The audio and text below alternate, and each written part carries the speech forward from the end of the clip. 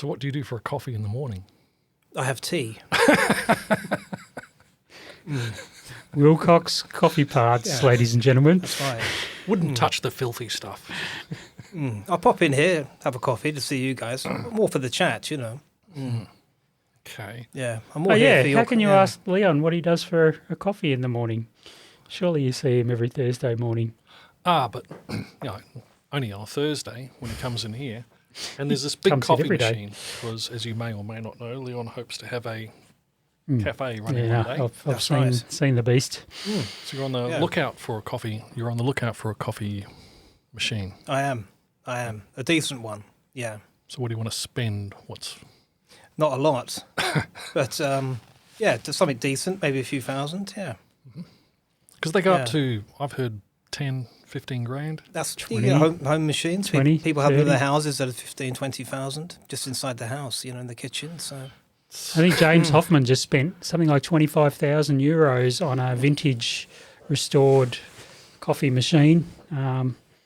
Beautiful. I do like the ones that they look a bit steampunky because they've got copper and that's what he got. He went and got the most beautiful, like vintage steampunky one, and he got a professional restorer to restore it, and then he put it in a cafe in London for a month. So for a month you could go and get coffee made by this vintage machine. I assume after a month it's going to need restoring again, which is going to be too expensive. So.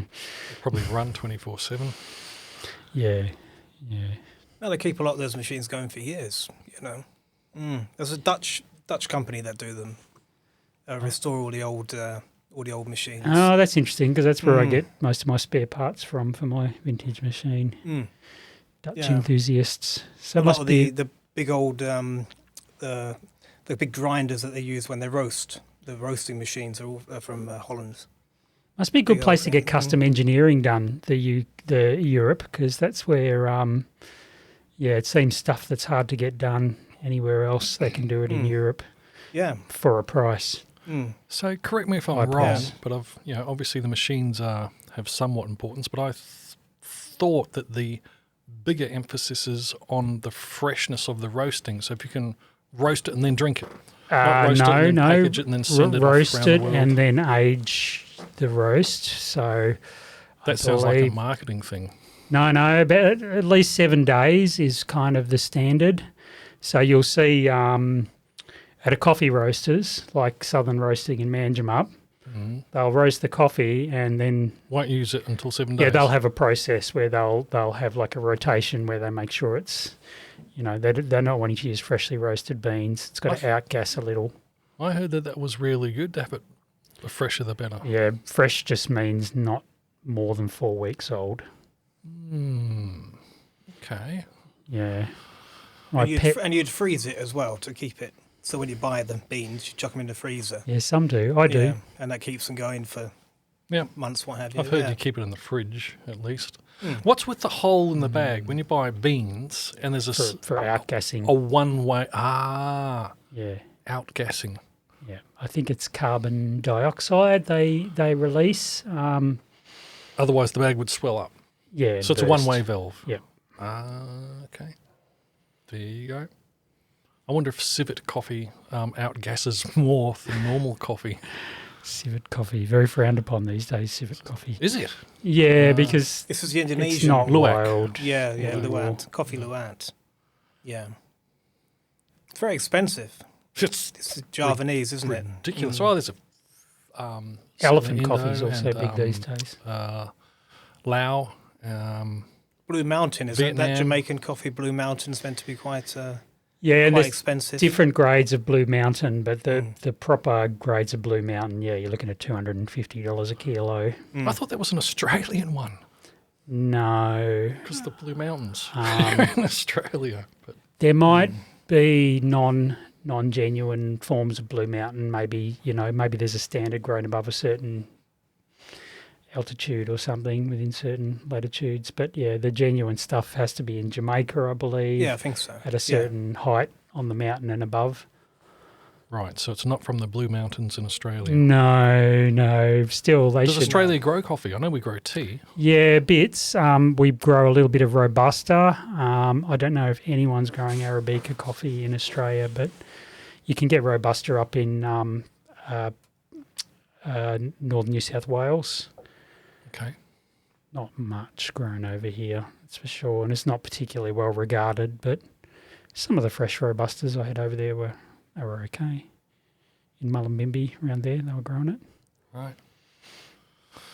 So I actually what made type some. of tea do they make here then? They grow There's here. green tea. There's tea in Northcliffe or Northcliffe, Pemby, Northcliffe. All right. Well, they're growing it here. Yeah, southern Kemp. green tea. I'm embarrassed to say I can't remember. It's Southern Forest green tea or something like that. They're huge. They're huge, and they sell mainly to the Japanese, but they also I know a lot goes sell out. in the food co-op and stuff. So it's really professionally packaged and All right. I've the not whole seen deal. it. They've got Okay. some expensive equipment out there, and good And it gets sized paddocks. sold around Australia too. I worked in the post office and saw it Yep, go out. yep. I think they had like advice from Japanese growers and things like to get it exactly right. Yeah, makes sense. Mm. Yeah, no, they took their business seriously, always those guys, and put a lot of effort into it. So you can get green tea from here. Yeah. I suppose we've got the right conditions down here, haven't we? With the rain and things like that. Apparently so. There've So been they're some- growing it naturally. They're not putting it under any type of artificial conditions at all. No, or- it's just out in the paddock. All right. Okay. Not that I know of. Yep. They got a machine that like straddles the rows.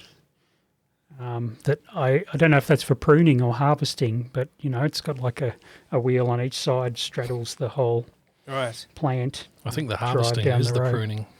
Right, that sounds right, doesn't it? Yeah. These other guys have these little sickles. A single sickle. And they go, The Japanese peasant farmers. It didn't look like Japanese, no. I just saw it the other night. But, that looks very labour intensive. Do they have ceremonies, the Japanese? Tea ceremonies? Like the Thais, they'll have all different, Oh, the Indonesians as well. They have lots of Japanese, little cups and then they pour Absolutely. into each cup. Yeah, oolong normally, isn't it? Oolong and jasmine tea. I think and so. I think. They're Chinese. But the Japanese certainly do. I think the Japanese do oolong as well. Could be wrong. I don't like the They do green Lapsang tea, don't Souchong. I've tried it, the smoky tea. I love the smoky teas, and you can't Yeah. get good smoky teas anymore. There used to be at Coles, the Lapsang Souchong, but can't get it anymore. Definitely an acquired taste, that one. And the Russian Caravan. Oh, that, yeah, all the rest are normal. That one stands out on its own. That is like a bizarre tea. The most bizarre I've had, besides grass clippings that ended up on my tea in the morning. Yeah, So I got yoga in the morning. I'm doing yoga. Just started last week. oh yeah, Yeah, just Okay. with Ali in the room next door. yep. Yeah. Trying to think of down-faced dog, happy baby, Yeah, I haven't. Monkey Beagle. go back. crane, Flattery monkey. will get you nowhere. Yeah, Cobra. cobra. Yeah, it's where you arch your back up. yeah, just a plug for Ali. Nice. Yeah. Speaking of which, well, she's been not even hacked, where your Facebook gets hacked and then they send, if you accept another friend request from them. I thought we were friends. Cloned account. We had an this one's article been in the little cloned, CRC yeah. about cloned account. Because I wasn't a few friend, weeks and Una spotted it and said, oh no, don't accept anything from Ali just yet. Yeah. Very common attack these days. Yeah, well, it's the first time I've seen that one, like cloned, rather than the normal, No, that's the norm. right. You haven't been reading our articles in the Carrick No, Pigeon, I have you? know there's like Facebook hacks where you accept a friend request and they're already your friend, but I wasn't a friend of Ali's. Right. And so this one's different from my perspective anyway, because normally only if you were already a friend would you get friend requests from them. So it's the same starting point. They'll clone her account. Yeah. And then it's a question of, well, how do they identify people to send friend requests to? So it'll be her existing friend list will all get the friend requests, but...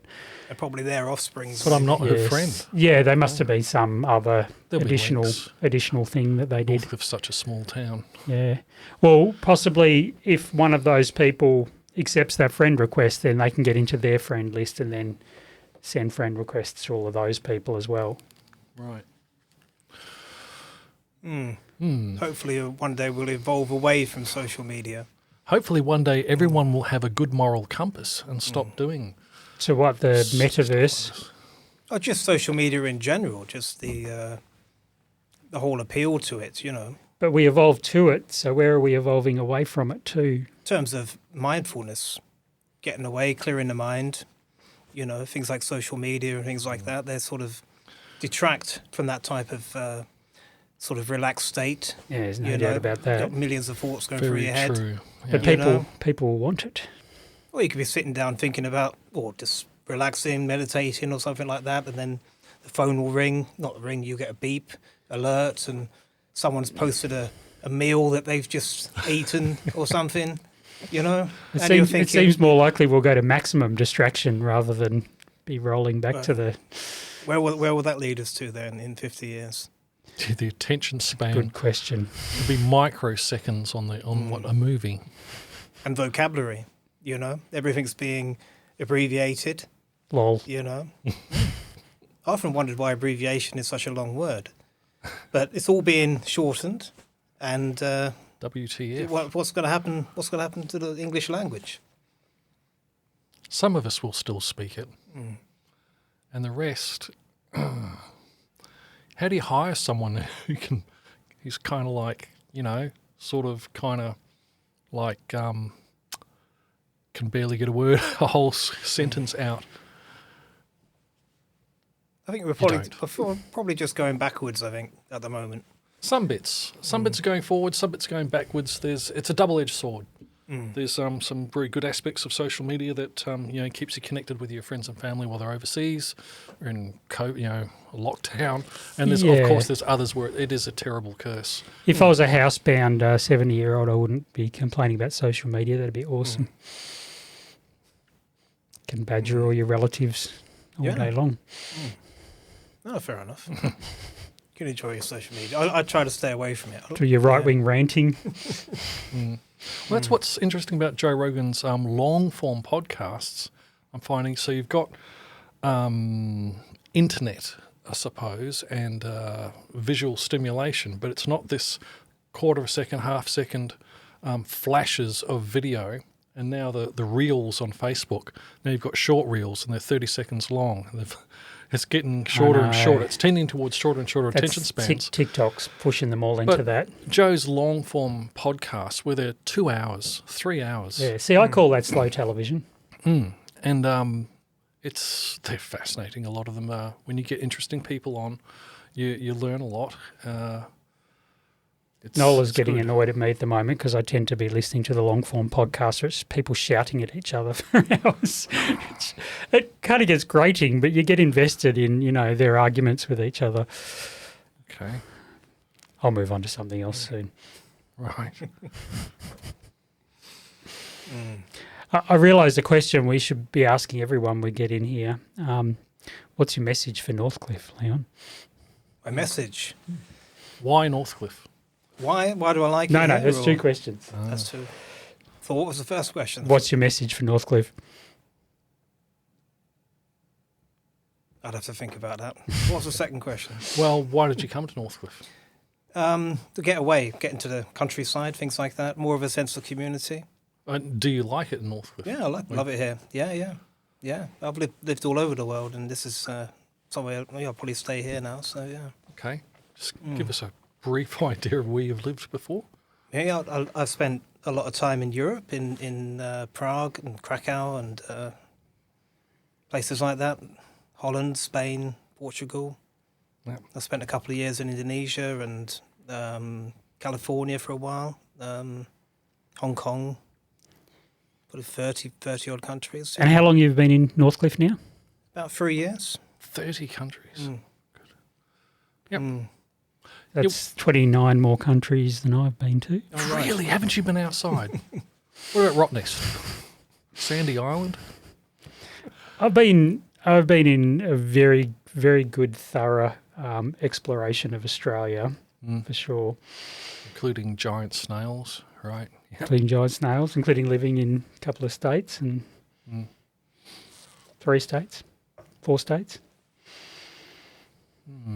I can see it growing down here. Next 5 years, I can see a lot more happening down Well, here. there's not many other places left to grow in Australia, is there? Abe was just telling us in his interview about how just there really doesn't exist towns on the east coast like Northcliffe. That even the small towns are busy as these days. Yeah, I can see more cafes, places like that opening up, and a lot more thoroughfare coming through. Yeah, which should be good for the town in terms of employment and things like that. Yeah, but we're going to break the back. A lot of people here probably wouldn't like that. Yeah. There's a few development problems we've just got to break the back of, like you need more Crown land released around the town, so town-sized blocks.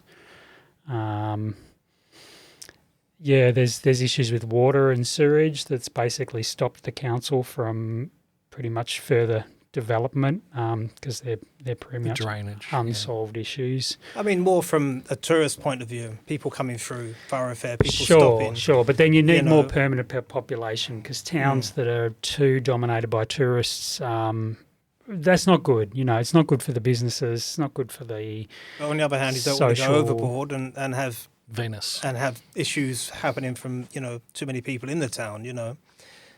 Sure. Because I mean, a lot of people don't lock their doors and things like that, and it probably changed the dynamic quite a lot if you start having large influxes of people. There's a cost to pay, but all these young families being raised locally. If you've got a child who's just not ready to go off and live on their own, or to go to university somewhere, you need a job for them when they get to 18, rather than the range of 3 existing jobs that kids that age can do in Northcliffe. We need to grow a bit, and if you're starting a small business, it's just so marginal to do that in Northcliffe. It hasn't grown in the 20 years or 30 years since I've been looking at it. We've had one extra shop appear in town, and then it closed down for a few years. Yeah, and it really hasn't grown or developed. Windmill gallery corner, I think, gets used once or twice a week. That's got a lot of potential. Yeah, I quite like the fact that it's reached a status quo, and it's you have to consolidate to be here. So we're not pushed in any one direction. You have to find your niche and exist here with very little chances of employment or income. Problem is when you get kids, they have to go off to Manji, or high school only goes to year 10, so that's an issue for a lot of people. Yeah, and then and employment. So if you come here, you've got to have either a lot of money to buy your 5-acre hobby farm, which exists around here, 15 acres, and then be able to retire here because you've already got that sorted. But there's quite a few people with their own home businesses, aren't there, doing mail order and things like that. You see a few people going around. Get more popular, but I don't know of any besides yourself who are into it. There's a lady that drives around and she's got like a white van and a picture of a... Dan Earth. Yeah. Yep. She does markets as well. Yeah. As does Gay. She's got... botanical products and things like that. Yeah, what's botanical medicine? Yep. There's not actually as many as you would think. Then again, my partner Nola, she's been doing online tutoring for almost 3 years now, which is effectively the same thing. You're earning your income 100% from out of town, from home. There's lots of potential, lots of opportunities online. Yeah. Etsy, the handmade website, that can turn if you're out crafty, decent money. Yeah. Well, you don't have to be crafty. You just have to be. You don't have to necessarily make it yourself. You could, you can buy things from other people and move them on and drop shipping. Open your own. Well, not really drop shipping, but just say you could buy things off of local producers and then sell them in your own Etsy shop. So drop shipping's different. Drop shipping's more things coming from China and places like that where they will charge. You order directly shipped from the factory to the purchaser. Yeah. And they'll do things like with drop shipping. They might sell a pair of earrings, and they will say these are $100 earrings. we'll give them to you for free, and the earrings might cost $2. But then when you get to the shipping says it's $15 to ship it, and that's where they make the money on the shipping. Because of course the shipping from China, because China's got some of the cheapest shipping in the world, China Post. Very scammy. And they will ship out of the country for $2 or $3. So of course the drop shippers in America and what have you, they just skim off the top of the shipping. I don't think rather than the product. Someone with our cost of living down here can't realistically compete with people who can do that business model, who have very low costs of living. What do you mean? Well, I think you've got lots of Chinese students and things doing those drop shipping things. People with actual web development skills, so they can write bots and things to go and source the products. Your hand tailoring. Normally you'd go through something like AliExpress, which is big online marketplaces like eBay, and then you can get plugins to, say, a WordPress website, which would plug into their shop. So as soon as an order comes through you, the fulfillment goes. That order is relayed onto the shop. Sure, but you've already reduced the range of people who can perform those tasks in Northcliffe to one, who's you. Well, you just learn how to do it. That's how I did it. Yeah, well, that's right. But the information's on the internet. You just have to look it up and learn it. Yeah, I mean, look, rocket lucrative occupations in Northcliffe at the moment, NDIS support, aged care. These are occupations you can go and get yourself $50 an hour for, maybe a year. Really? A year maximum of training, and you're in there, and there's plenty of work. It's pretty hard to compete with that, I think. But people do want home-based occupations. But then you've still got to work for someone. You've still got to have someone over you. You've still got to be working absolutely. for someone. Whereas the other initiatives are more you're your own boss, which is the charm of it, really. Yeah, your tyranny becomes having to stay up to date with your skills and knowledge of the marketplaces and the policies and, what's selling and what's not. Like, there is the type of tyranny with that too. Whereas, if you have a nice job like farming, you do still have to stay up to date, but not at the same pace. Yeah. Milking cows, wiping bottoms. That's When you're hostile. The old age market's an inevitable one.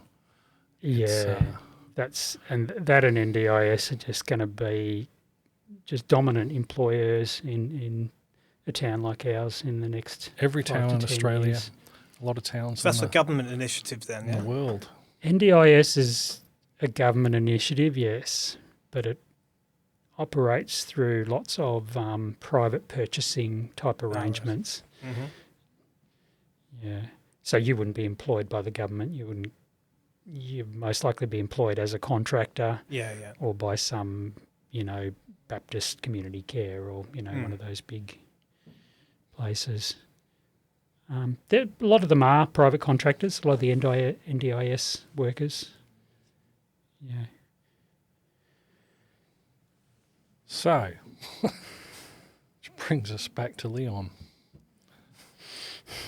Quite a score, the building, I think. I think there's a bit of luck there, circumstances, and then hard work to pay it off. And that building was on the market for a long time. I don't know how you could call that luck. Well, just other people weren't game to pull the trigger because of the weird title issues and stuff. But right. Yeah, the prices were quite. I think it. Well, last I saw on the market about 10 years ago, they had it for probably 2.5 times what I paid for it. So I don't know if it sold for that. Right. But yeah. I've seen that before in Northcliffe. There'll be some kind of strange title issue, and the ones who sort of have the courage to have the uncertainty of how that's going to affect their ability to use the property are the ones who have benefited hugely. That property, Kath and Kim called. Anyway, that had a strange tourism title. It was part of Forest, on the edge of Forest Park. Beautiful 5-acre block, 50 metres walking distance to the pub, like just so close to town. I think it might have even been 8 acres. Not sure where. They got it for a song because no one else would touch it because it had this weird tourism title. Okay. Got it and then just said to the council, "Oh, can we just use this like a normal block?" Council thought about it and said, "Yeah, okay." So effectively, they got a $300,000 block for 80,000. Yeah, it's weird how people. I've spoken to at least one person that said, "Oh, this is great. How much are the houses down here?" What? Is that all? Oh, fantastic. Oh, but it's only a lease. Oh, only a lease. You don't own the land. Oh, well, in that case, no. And yet they don't realise that the lifestyle, you can't live on the beach in Australia where we live for, $500,000 plus most of the time. Yours is a bit more than just a lease too, isn't it? It's kind of a lease with a bit of a understanding of it being... It'll be ongoing and it'll be renewed 21-year leases, 20-year leases, unless you 21 years, isn't it? 20-year leases. Okay, actually, mine's 21. It keeps going 21s. What is it with the 21-year leases? That's the same as Milltown. That was 21 renewable, another 21. Strange. I'm not sure. It could be heritage. I don't know. I don't know. Yeah. Milltown was weird. That still is, I think, a weird setup there too. It is. Yeah. But still, I mean, cheap. You can get a house there for 80. Well, it was pretty cheap. I it used think to be it might 60, have now it's changed 80, a bit now. 100, 120. But still. But you cannot, as far as I know, you certainly can't get conventional house loans, which is what... Oh, mortgages would be hard. That's the problem. Yeah. It's impossible to get a mortgage on a leasehold. Yeah. No, what's you can difficult? on a 20-year lease. Can you? Probably more, or that's what we were told. Depends on which anyway. bank, how flexible your lenders are. I found it very, very... Most of the people that I approached said they wouldn't do any leasehold.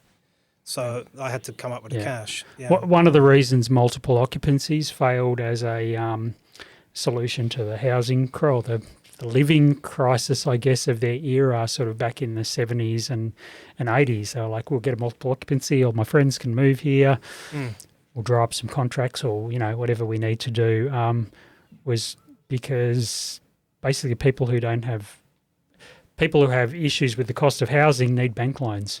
And banks would never loan money on multiple occupancy properties. So there was a failure as a method. It's a cluster of problems, usually.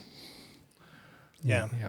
There are options. You can also, I don't know about Milltown you can't, and I don't think Windy Harbour, but some other Crown land you can actually apply to purchase the land, and they will actually...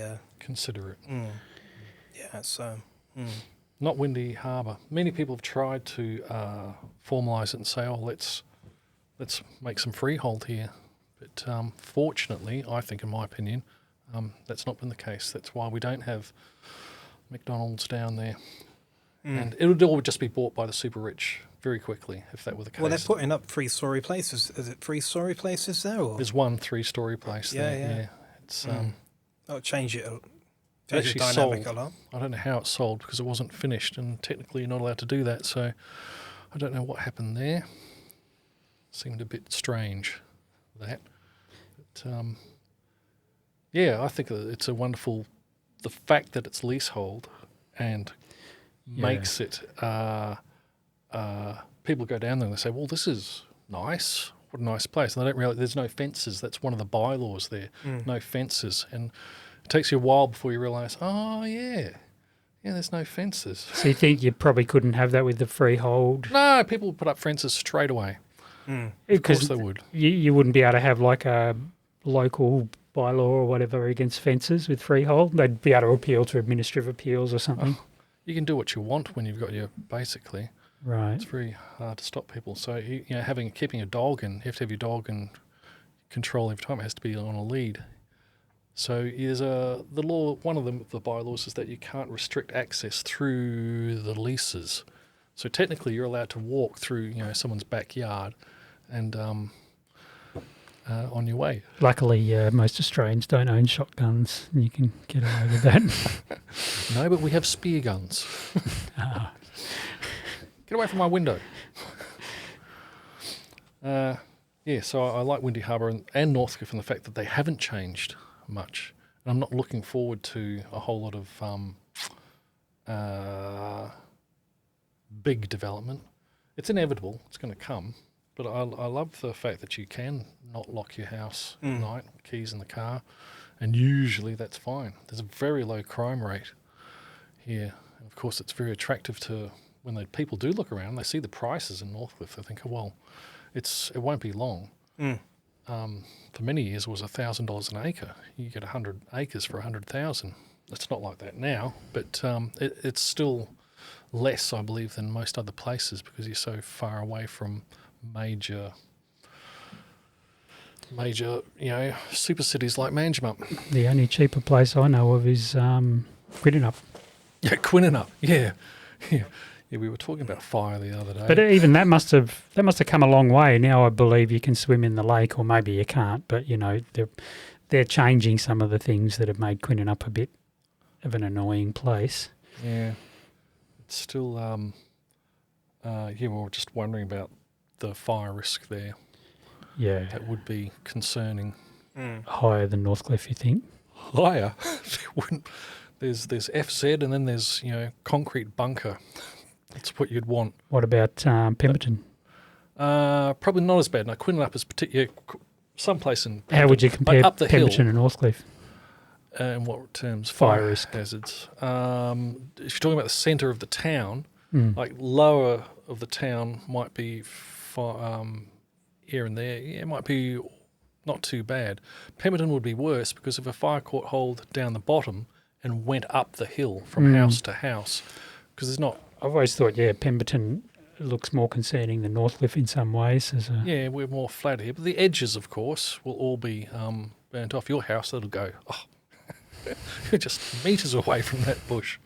But Quinninup, that's just that's built in a forest. Need to program some robots to stalk around. It's quite swampy as well, isn't it, the land there, apparently? Is it? Apparently. Okay. Where? Quinninup? Yeah, that's what I heard. Not sure. So I was looking at buying a place down there. They had this is where I was looking at buying before here. Yeah, and someone said to me, it's the area, the house anyway, the land was quite swampy. Right. In that area, and they said that you're best off getting a place sort of down here, so. But pretty dry countryside, I would have thought. Still, for someone to say, like, Quinninup's got this huge fire risk and it could burn down, but it hasn't yet. So all this time, people have lived there really cheaply inside a forest, and it's been fine for. But if you think, okay, I'm going to retire there, I'm going to live another 35 years, how tolerant are you of a 1 in every 35 year fire? You wouldn't want any fire there. Yeah, but if you say, well, a 1 in every 35 year fire is this big, that'll burn my house down, but I'm prepared to accept that, You evacuated and insurance will take care of it. I mean, you've got to be saying that, don't you? If you live down here, you've got to have a degree of acceptance. You have to. Otherwise, you're living in denial. Yeah, there are places, Quinninup and John Forest and Mundaring, Darlington, and some of those places there that are around Perth that are also very fire risky. But more firebugs as you get closer to Perth too, I imagine. We get ours down here too. True. Yeah. On a Sunday when it's triple time. So the story goes. Triple time. Who's getting paid to fight fires down here? No one. Oh no, that's not true. There are other calm workers.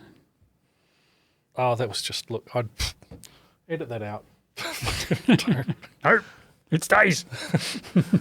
Yeah, but that's what. What's your message for Northcliffe, Leon? I had no idea. You've had 10, 15 minutes to think about it. I've been thinking about something else. No, skip that question. You can edit that bit out, can't you? Absolutely not. We have no control over what happens with the editing. There's some quite clever people here. Creative people. Very creative people. Yeah. That's what I like about it. Yeah, I think the DIY ethos has to be really big when you live in the bush, and that's part of it. That's part of what makes some of our creative people interesting too. Is ingenuity. I like ingenuity, and and if you got an idea for something and you got people helping you, like I've had Peter Hill help me out with things, and He's the people first like that. person that springs to my mind when you say like creativity and that's what he just pops in there straight away. And you can have some ideas that are probably out of the box, and people like that will just they'll say yes, let's make it happen. We can do that.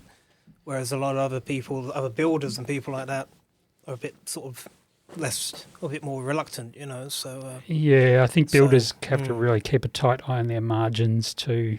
They're like anything out of the ordinary. They're like, that's going to take an extra day just thinking about all the issues, and that's $70 an hour. So it's another $500 on that job. Yeah.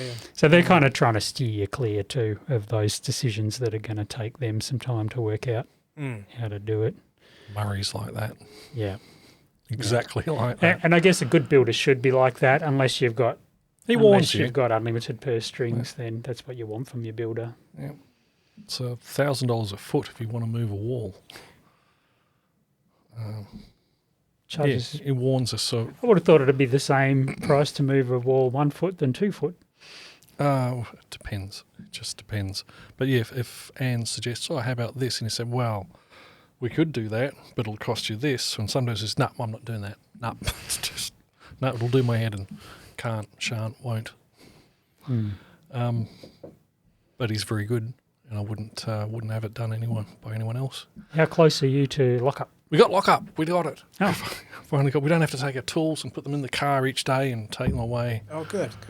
So you got doors on the place. There's doors. Well, and the doors now have bottom panes in them, which they didn't when they first came down. There's a little difficulty. They're all resolved now. I can still recommend Mancham Up Glass. I can still recommend them. Very good. Julio. And lock up. So we got a long way to go, and this is what Murray and other people say when you finally get to the lock-up stage, and you've built this massive structure. Now you get to spend money. This is where the money spending begins. Right, fit out. Yeah, well, the bathrooms, the plumbing, the electricity, the solar, the solar hot water. I just ordered 2 curtains. They cost me $2,500. What? For curtains? Yeah. What are they like these? They're exactly the same as these. Yeah, they are good. I do like these. These are wonderful. Well, for your house? Yeah. Yeah, well, curtains are pretty important where I live because I live on a very public corner. So, a certain hour of the night, you always want to close curtains. First thing in the morning, you always want to open them. So they're getting at least once a day at the moment. You've got to go drag them along the rail. They're clunky. And the better the sound insulation is, the better for my house because I get a fair bit of traffic along there too. Yeah, it is insulated though, isn't it? Your house. The walls are not insulated. It's very annoying. I keep vacillating between it'd be easier to pull all the plaster off and put insulation in, or it'd be easier to what's the outside? Rip hardy boards. But unfortunately, the hardy boards are so old, they don't cope with being messed around with too much. They get brittle. Yeah. Yeah. So I don't know, or injectable, foam insulation. I've sort of vaguely looked at that. But then you come, every stud noggin, can go down and hit that noggin, or do you? Issues with all of the potential solutions, and the foam, so you can put your injectable foam in, but it expands. So you got to be careful you don't pop your plaster off your walls. Okay. What's the outside like though? Is it old and needs replacing anyway? I reckon I can get another 20 years out of it. Yeah, I talked to someone else who their boards, it's not insulated, and they asked and said, what are the boards like outside? Oh, they're weatherboard. Oh, that's no good. Are they rotten? No, they look like they'll last another 20 years. Oh. No, I've done the ceiling now, and I've done the under the floor, but the walls are next, I guess. Tough choice. Well, I'm going to have to go and do some work. Leon, thank you so much for letting me grab you. Just humour me for a moment and lean forward so we can have all three of us in shot.